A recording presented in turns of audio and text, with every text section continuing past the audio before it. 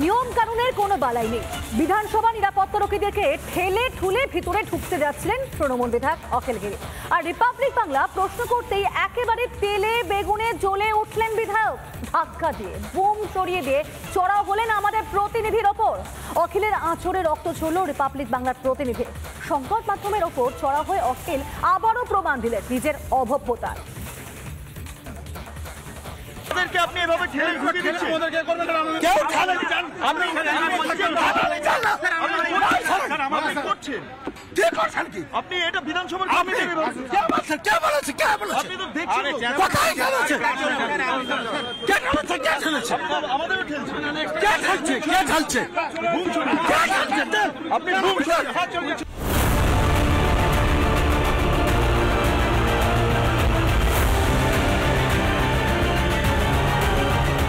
নাকি রাজ্যের জনপ্রতিনিধি, শাসক দলের একজন বিধায়ক, এমনকি প্রাক্তন মন্ত্রীও বটে। অথচ রিপাবলিক বাংলার প্রতিনিধির সঙ্গে যা করলেন অখিল গিরি, তাকে গুন্ডাগিরি ছাড়া আর কিছুই বলা যায় না।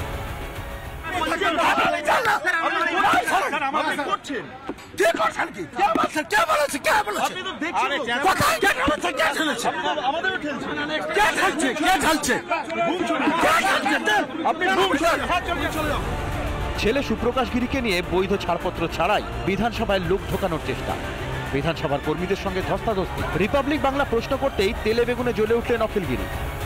অখিলের আঁচড়ে রক্ত ঝরল আমাদের প্রতিনিধি বিট্টু রায়চৌধুরীর। অত্যাচারের জেরে এই মুহূর্তে আমারও হাতের একটা অংশ কেটে গিয়েছে, ফলে একজন সাংবাদিকেরও আজকে রক্ত বের হলো এই বিধানসভার সামনে, পবিত্র সদন, যেখানে রাজ্যের আইন তৈরি হয়। তবে অখিলের অভদ্রতার নজির এই প্রথম নয়। এর আগে মহামান্য রাষ্ট্রপতি দ্রৌপদী মুর্মুর প্রতিও জঘন্য মন্তব্য করতে গলা কাঁপেনি অখিল গিরি। তোমার রাষ্ট্রপতির চেয়ারকে আমরা সম্মান করি, তোমার রাষ্ট্রপতি কেমন দেখতে বাবা? কয়েক মাস আগে এক মহিলা ফরেস্ট অফিসারের প্রতিও অভব্যতার সব সীমা পার করেছিলেন অখিল।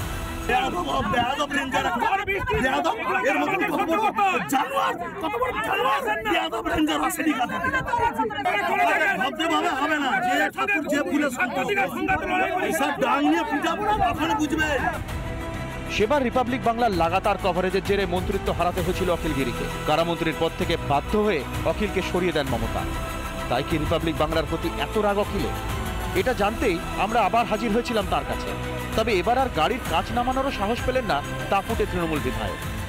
অখিল বাবু ক্ষমা চাইবেন, ক্ষমা চাইবেন, ক্ষমা চাইবেন। অখিল বাবু ওম শান্তি, ক্ষমা চাইবেন। অখিল বাবু ক্ষমা চাইবেন। অখিলের গুন্ডাগিরি নিয়ে তৃণমূলের বিধায়কদের প্রশ্ন করলে কোনো মতে পালিয়ে বাঁচলেন তারা। অখিল গিরি বারবার বিতর্কে এসছেন, আজকে এখানে বিধানসভায় বাইরের লোক ঢোকাতে যাচ্ছেন। প্রশ্ন করতে গেলে আক্রান্ত হয়েছি আমি, সরাসরি রক্ত। ক্ষমা করুন, আমি প্রত্যক্ষ করিনি কোনো মন্তব্য। বীরবাদী কি বলবেন? অখিল গিরি জোর করে মানুষ, আচ্ছা বীরবাহ হাসদাও চলে যাচ্ছে। বিধানসভার বাইরে অখিলের গাজুয়ারি নিয়ে তীব্র কটাক্ষ বিজেপি। দেখলাম আপনি একজন সাংবাদিককে একটু অনুরাগের ছোঁয়া দিয়ে দিয়েছেন, একদম গেটের কাছে দিয়ে দিয়েছেন, হাত কামড়ে দেয়নি, অনেক ভাগ্য ভালো। আর অখিল গিরির মধ্যে একটা বীর রসের প্রভাব আছে, বারবারই উনি হুমকি টুমকি দেন, রাষ্ট্রপতিকেও ছাড়েন না। অখিলের গাজুয়ারি মানা যায় না, মন্তব্য বিধানসভার অধ্যক্ষ বিমান ব্যানার্জির। বিধানসভার একটা সিকিউরিটি থাকবে, উনি বিধায়ক রয়েছেন, ওনার ছেলেকে নিয়ে এসছে, সঙ্গে অনেক লোকজন নিয়ে এসছে, জোর করে বিধানসভায় ঢুকবে তা তো হতে পারে না। কিন্তু গায়ের জোর এভাবে বিধানসভায় ঢোকা যাবে না। তবে তৃণমূলের নেতামন্ত্রীরা রিপাবলিককে যতই ভয় দেখানোর চেষ্টা করুক, রিপাবলিক বাংলা অপ্রতিরোধ্য, অদম্য। ধমকে চমকে আমাদের চুপ করানো যাবে না। গণতন্ত্রের মন্দিরের বাইরে গণতন্ত্রের চতুর্থ স্তম্ভ সংবাদ মাধ্যমের ওপর চড়া হওয়ার জন্য ক্ষমা চান অখিল গিরি। রিপাবলিক বাংলা। বিশ্বকর্মা পুজোর ছুটি নিয়ে কলকাতা পুরসভার বিতর্কিত বিজ্ঞপ্তির আঁচ পড়ল নেতাজি ইন্ডোরে। সাফাই দিয়ে বিজেপির দিকে কিনা দায় ঠেললেন মমতা ব্যানার্জি। তৃণমূলের যুক্তি ধোপে টেকবে না, পাল্টা জবাব দিয়েছে আবার বিজেপি নেতৃত্ব।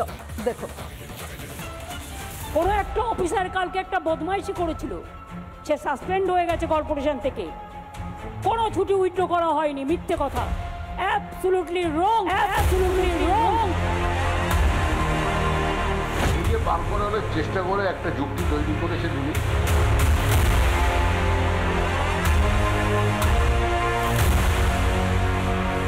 বাংলার মসনদে বসার পর থেকে সংখ্যালঘু তোষণে মন দিয়েছেন মমতা।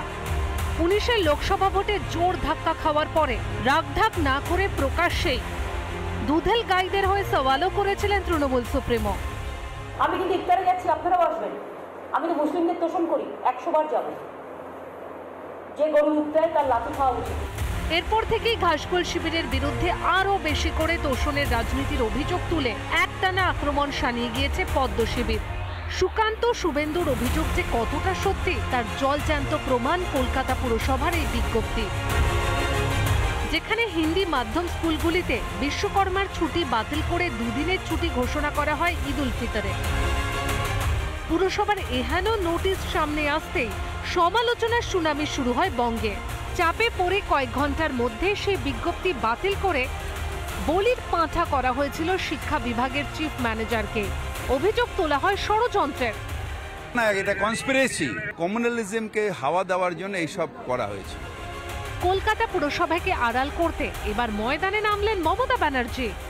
বিশ্বকর্মা পুজো হাফ ছুটি হয় সরকারি ক্যালেন্ডারে, কিন্তু স্কুলগুলো ছুটি থাকে। কোনো একটা অফিসার কালকে একটা বদমাইশি করেছিল, সে সাসপেন্ড হয়ে গেছে কর্পোরেশন থেকে।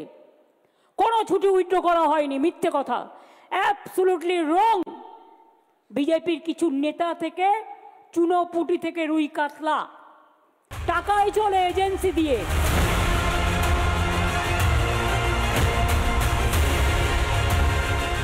খুঁজে বার করে অনেক চেষ্টা করে একটা যুক্তি তৈরি করেছেন উনি।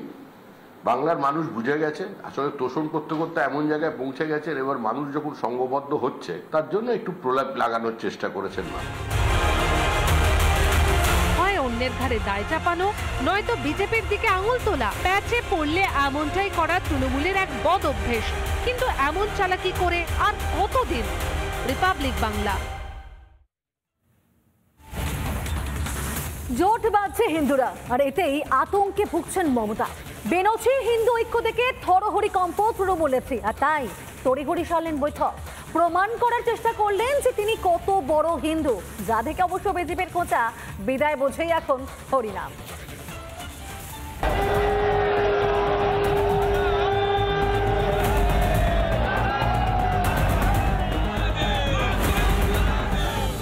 জেগে উঠেছে সনাতনী সমাজ।